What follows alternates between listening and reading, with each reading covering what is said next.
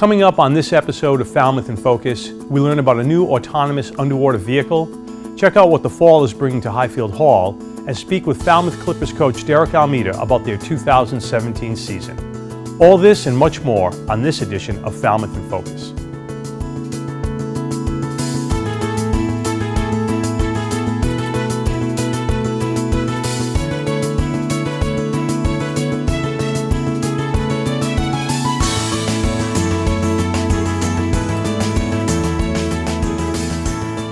Hello and welcome to Falmouth in Focus, FCTV's current affairs program.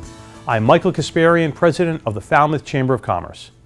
We start this episode at the WHOI Oceanographic Institution, where scientists have recently begun testing a new autonomous submersible. We spoke with engineer Mike Jakuba and biogeochemist Mac Saito about what data they'll be able to gather and what makes Clio such a valuable new asset. My name is Mike Jakuba. I'm a research engineer here at the WHOI Oceanographic Institution. I work primarily on robotic systems, mostly deep diving systems, and my latest project was the lead engineer of the Clio vehicle. My name is Mac Saito. I'm a senior scientist in the marine chemistry and geochemistry departments at the WHOI Oceanographic Institution. My research involves studying the role of metals in microbial populations. So Clio is a autonomous underwater vehicle, or AUV, but designed to go vertically in the water column, so to descend down to 6,000 meters and then work its way back up. One of the reasons that it has kind of a bizarre shape, other than going up and down, is so that we have ready access to the samplers. These loops you see here are for attaching tag lines, which is a way that we bring the vehicle, both take it off the ship and bring it back on deck. So you can see the main hook gets attached here. That's what we lift the vehicle with, but we need a way to stabilize it when it's going over the side and when it's coming back on deck, because of course the ship is pitching and rolling and this is subject to waves. So the reason we care about these microbial populations in the oceans is that they're really important in conducting a variety of chemical reactions that really are fundamental to creating a life-sustaining environment on planet Earth. So Clio is unique because it's really the first biogeochemical AUV. It's the first AUV designed from the ground up to collect these biological and chemical samples, and only those. So this is our mass spectrometry laboratory back in Woods Hole, where we will be bringing the samples from Clio and we'll digest the biomass on them and prepare them into peptides, the fragments of the proteins that are inside the microbial communities that are there. Load them on these high pressure liquid chromatography machines, and then they'll be sprayed into a nanospray source here into this big mass spectrometer that has a vacuum and a bunch of a very sophisticated ability to measure masses. You can see here these are spectra that are being collected in real time, many every second.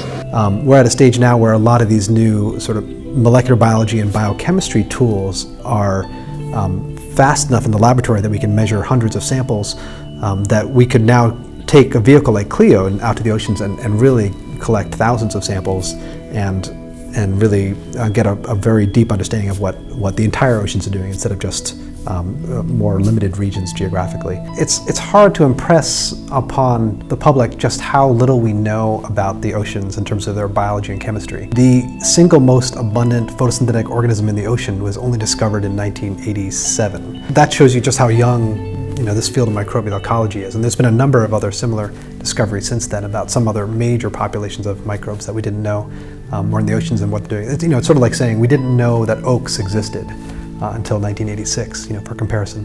Clio is really designed to help us get into the oceans and get many more samples and really comprehensively understand all of this new information and to make new discoveries like that in the future.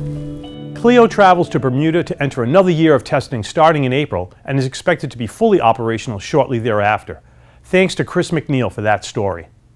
Each year on September 11th, the people of the United States come together to show respect for the victims and solidarity with survivors of the September 11th, 2001 attack on our country. FCTV was there to cover the annual remembrance ceremony and spoke with Selectman Chair Sue Moran, Falmouth Police Department Chief Ed Dunn, and Falmouth Fire Department Chief Michael Small about why, after 16 years, it's still important to remember this tragic day and those whose lives are impacted. Thank you all for coming out today on a glorious September morning, which is eerily reminiscent of another glorious September morning 16 years ago. We stand here today in front of this memorial, this piece of the World Trade Center, in front of a fire station to primarily recognize the 343 New York City firefighters who gave their lives on September 11th, 2001. The honor guard will now tap out the last alarm signal, box 555.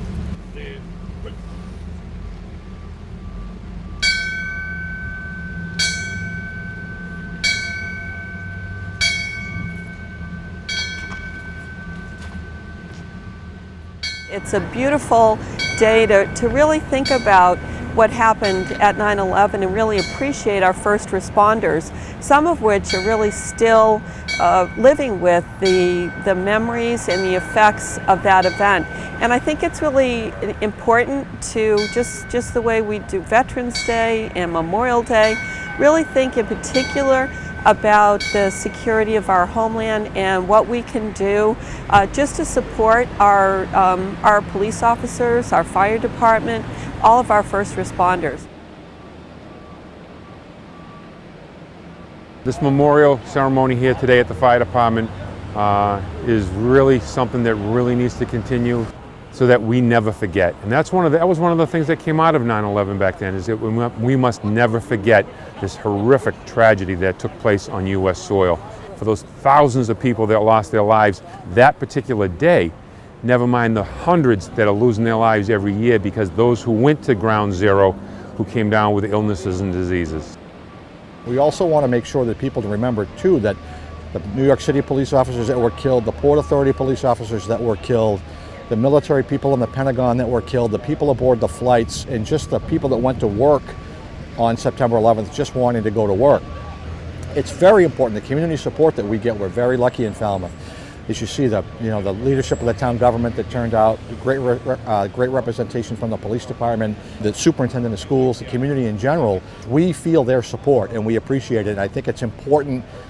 Although the impact here for us was primarily on our fire service family, this was a global event that affected people of all walks, whether it be public safety, private, civilian, business people, military people. It really had such an impact on our community as a whole, and we like to keep that memory alive, and we also like to be able to have them come here to be able to show support, and we can show our appreciation and gratitude to them. Thanks to Andrew Richards for that coverage. It's time now for the latest from Town Hall. Here are the takeaways from recent municipal meetings, chosen based on community impact.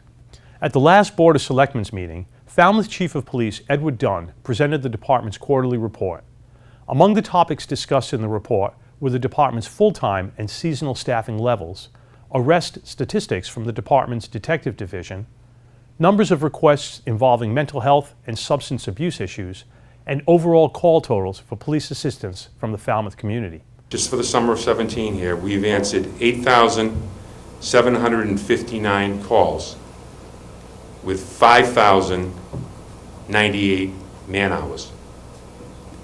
2016, we had 9,093 calls with 5,087 man-hours. So less calls, more, just about the same amount of man-hours, because those particular calls took longer for the service, for whatever the investigations were. So calls were down, but the hours were up. So Members of the Board of Directors of the Carousel of Light presented the Selectmen with a proposal to relocate the carousel for the 2018 operating season. So every year we set it up, we take it down.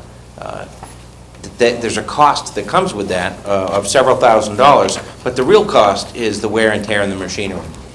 So alongside the operation, we have a team on our Board of Directors that's been looking for a permanent location. We've had discussions with many different landowners and organizations. What we believe firmly is that the carousel belongs downtown. It's become, as Don mentioned, part of the fabric of the downtown. We're very grateful for the support of the Falmouth Village Association. They've been great partners. The Falmouth Chamber of Commerce have been great partners. And so we've spent a fair amount of time forging relationships with the business community, with the businesses in the proximity of the carousel, and I'm happy to report to you that those relationships today are a success. Falmouth Town Manager Julian Suso and Assistant Town Manager Peter Johnson-Staub presented a summary of the warrant articles that are before the Board of Selectmen to be placed on the warrant for November's annual town meeting. record. So we'll move the zoning articles together. Right. And we'll So which of move those? Article 8 between 21 and 22. Before 21, okay. This is what I was suggesting that you Before just... 21? Okay. I was trying to... Sure. So you don't have too much of a scrambling or reordering. If you just swap 8 and 20, Yep. just switch those two, the rest of the order would stay more or less I the see. same. I don't know Great. what you were thinking about Yep. some other strategy on timing of the first night and the second night or whatever. Great. To watch any of these meetings in their entirety, please visit FCTV's website at fctv.org to view the programming schedule. Right now, we're going to take a quick break to learn about an adoption success story from Friends of Falmouth Dogs. And when we come back, we'll check out Highfield Hall's fall open house and hear how the Falmouth Clippers plan to make the most of this 2017 season. Stay with us. Bella is a 3-year-old Podengo who came to Friends of Falmouth Dogs as a surrender. She had a deformed leg, likely the result of a birth defect, but was an otherwise healthy dog who loved to play. Veterinarians felt she was a good candidate for surgery, but would first need a quiet foster home where she could recover. Shy, timid Bella had her leg straightened and gained the confidence to face the world again. She was adopted by a family with a large yard and another dog who loves the new company. Bella recently visited the shelter again, and volunteers were thrilled to see her running around in high spirits, a completely new dog.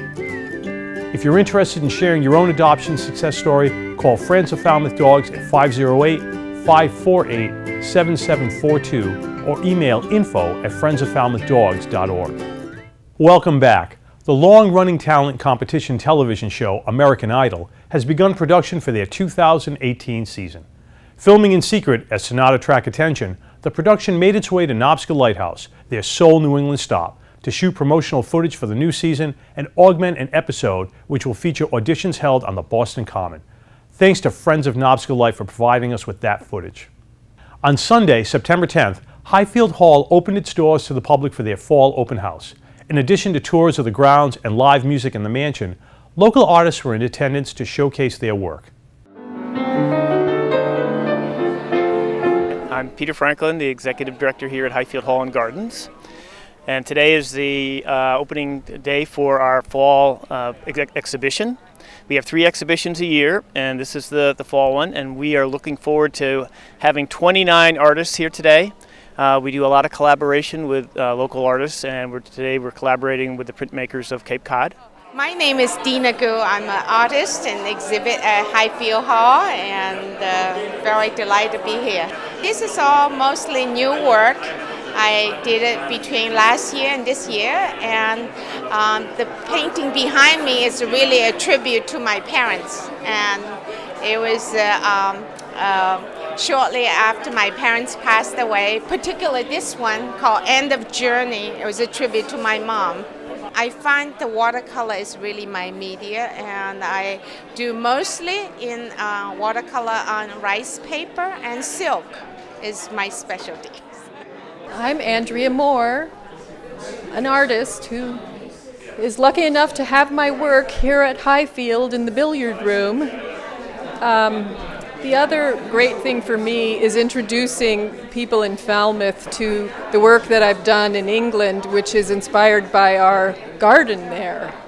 So most of the plants that inspired this work are growing in this walled garden in at our house there in Gloucestershire.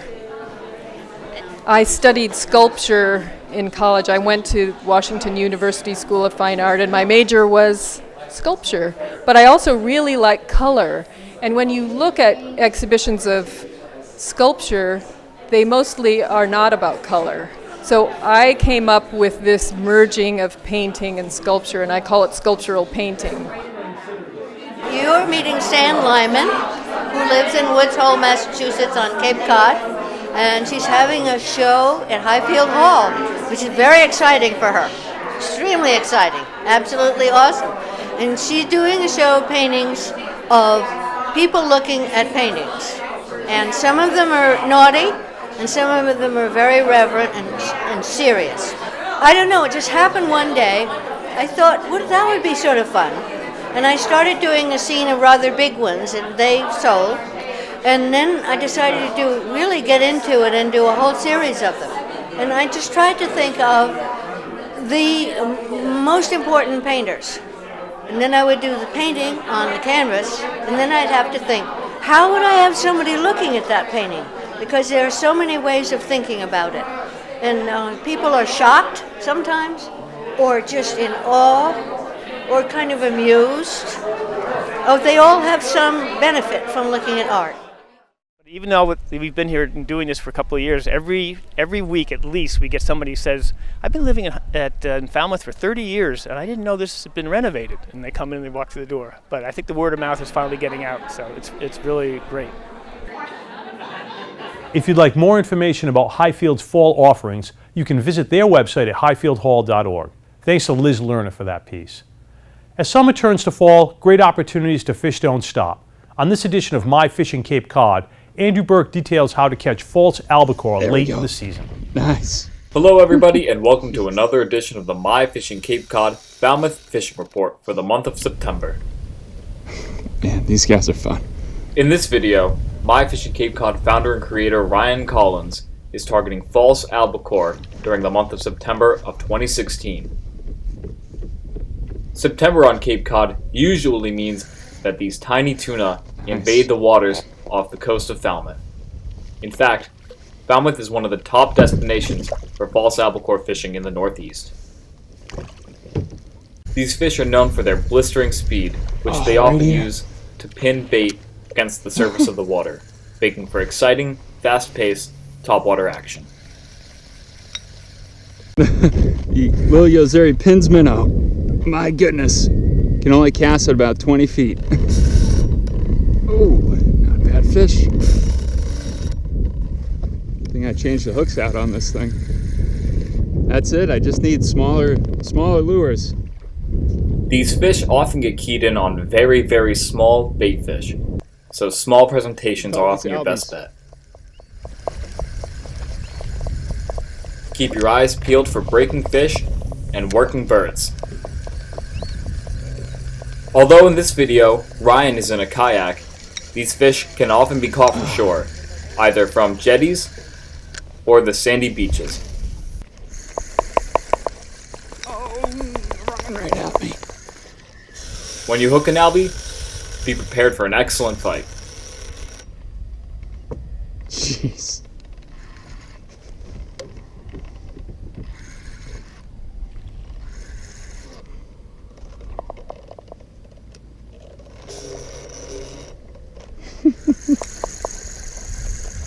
Any realistic-looking small lure that you can reel quickly through the water will be excellent for false albacore. Man, oh man.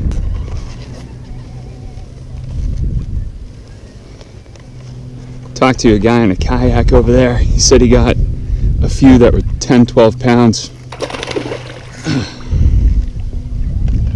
This guy is definitely not 10 pounds.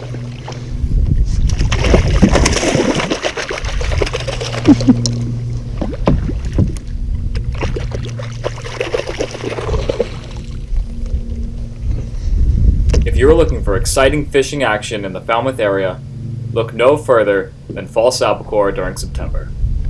This is Andrew Burke of MyFishingCapeCod.com signing off. Tight lines and take care. Thanks to Ryan Collins of My Fishing Cape Cod for that submission. With fall comes a new season of Clippers football.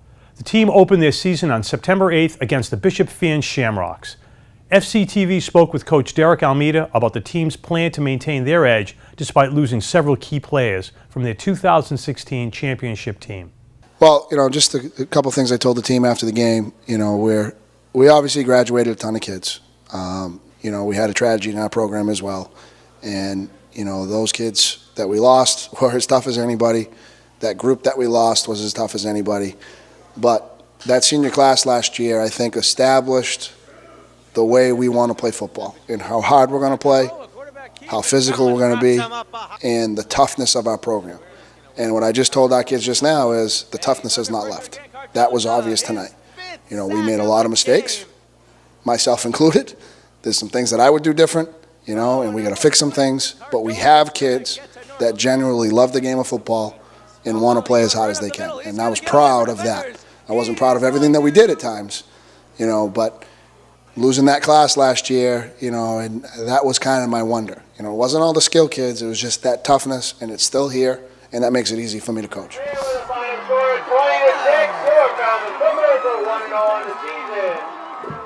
Be sure to tune into FCTV's coverage of the Falmouth Clippers 2017 season on channels 13 and 14 throughout the upcoming months. Thanks to Alan Russell for that piece. We're going to take another short break, and when we come back, we'll take a look at an adorable exhibition that's made its way to Falmouth. Stay with us. Hello, I'm Brenda Swain, Executive Director of Falmouth Service Center, our community food pantry, and so much more. We have over 450 volunteers who since 1983, over 34 years, have been helping us to help people in need in our community. Our mission is basically to ease stress and reduce hunger, and we do that in so many different ways. We currently have 2 very specific strategic objectives that I'd like to let you know about. We are looking to expand our wonderful thrift shop, the Emerald House Thrift Shop, so that we can raise more income to help those who need us. And in that help, we wish to get more and more fresh vegetables and fruits and frozen protein for people who want it. We're doing all this in so many different ways. Many of our programs currently happen outside the walls of the food pantry. Things like community meals and fresh markets that we do so that we draw in all sorts of people. There are so many ways that you can help to partner with us. You can be a grocery bill of the month sustainer, where you can automatically contribute each month to provide vegetables to those who want it. You can have a road race number. We need runners who wish to raise money for us. If you have clothing and household items, we would love to have those to help us to stock our shelves both at our pantry and at our thrift shop.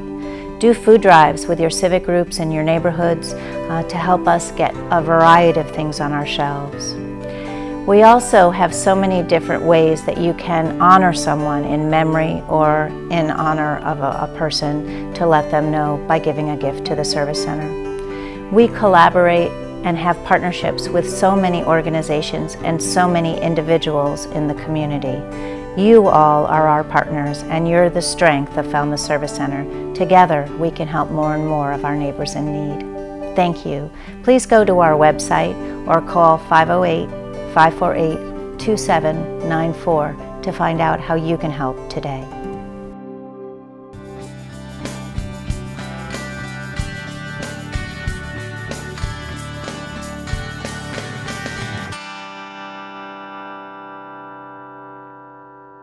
Welcome back. Hundreds of dogs from Massachusetts and across the Northeast made their way to Cape Cod for the annual all-breed Cranberry Cluster Dog Show. Hosted by the Cape Cod and South Shore Kennel Clubs, the 4-day exhibition featured the chance to meet over 100 different breeds, best in show, obedience, rally competitions, and much more. FCTV was there to give you an overview of this delightful event.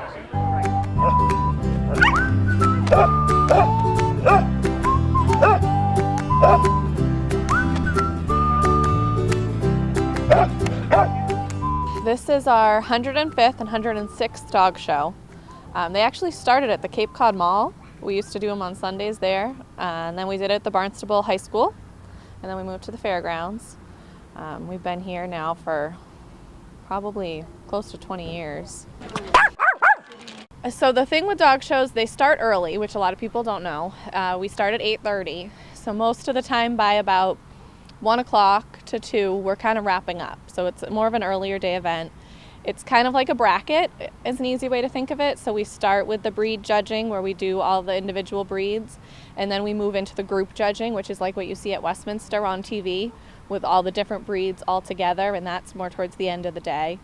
And there is a judging program. If you go to capecodkc.org, you can see the judging program, so you know if you're coming to look at your breed and you want to see your breed, what time it will be on.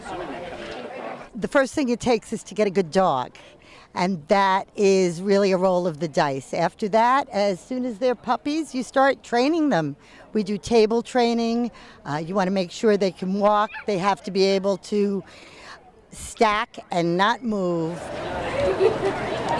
We're showing our dog in the breed ring because this is an example of what we want to bring forth in the breed. This happens to be a sporting hunting breed that does everything. They retrieve, they point, they do water, agility, what else? Rally, obedience, they do it all, and they're good in the house. So the reason that we show them in the breed ring is to further their temperament, further their conformation, so that they're able to go into the field, not get hurt, and that's it. And it's fun. The competition here today was very stiff, which is why we didn't place today. But we have some of the top German short-hair pointers in the country competing in the Northeast. So it's hard to win, but it's a lot of fun.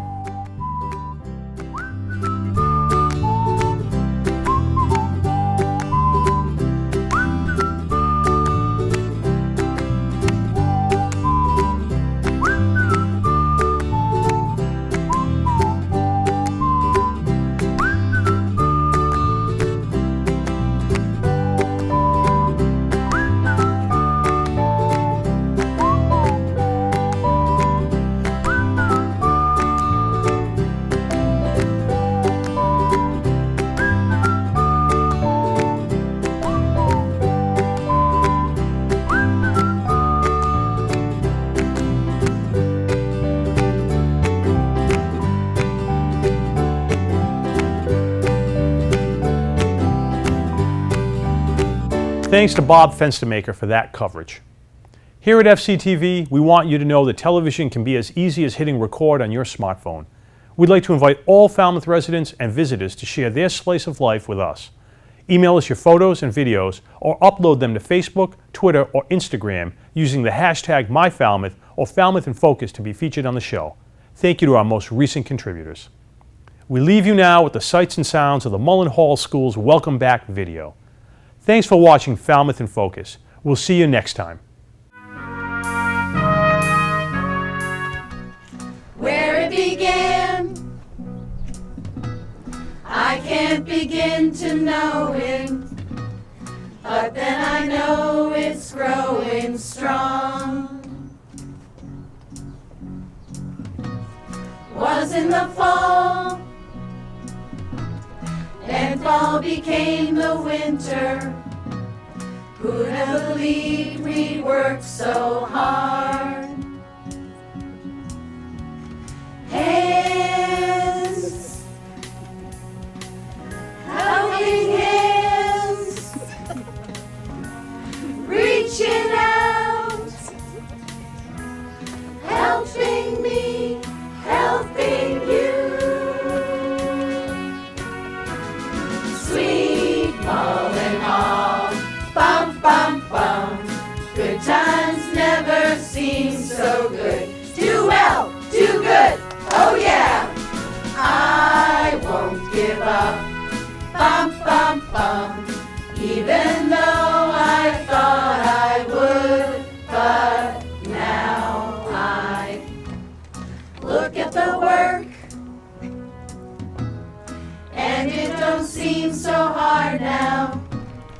We carry on and do our best. And when I fail, failure runs off my shoulders. I persevere 'cause I believe